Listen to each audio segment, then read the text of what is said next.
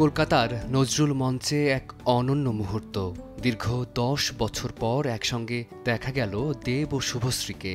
একসময় পর্দার প্রেম বাস্তবেও রূপ নিয়েছিল, কিন্তু বিচ্ছেদের পর আর প্রকাশ্যে পাশাপাশি আসেননি তারা।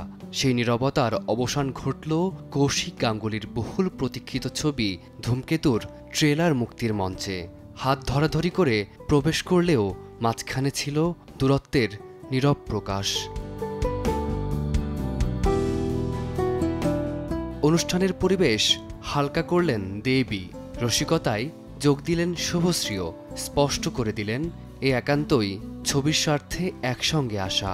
তবু কথোপকথনের ফাঁকেই উঠে এলো অতীতের স্মৃতি।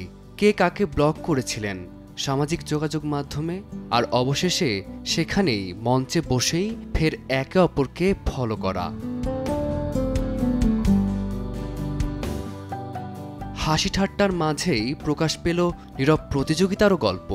শুভশ্রীর ইঙ্গিত তার একটি হাসি নাকি দেবের ছবির প্রচারের গতি বাড়িয়ে দেয়, আর দেবের সরস উত্তর সবই তো আমার।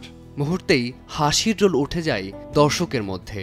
তবু কথার স্রোতে বারবারই স্পষ্ট হয় আজ তারা শুধুই পরস্পরের মঙ্গল কামনা করেন।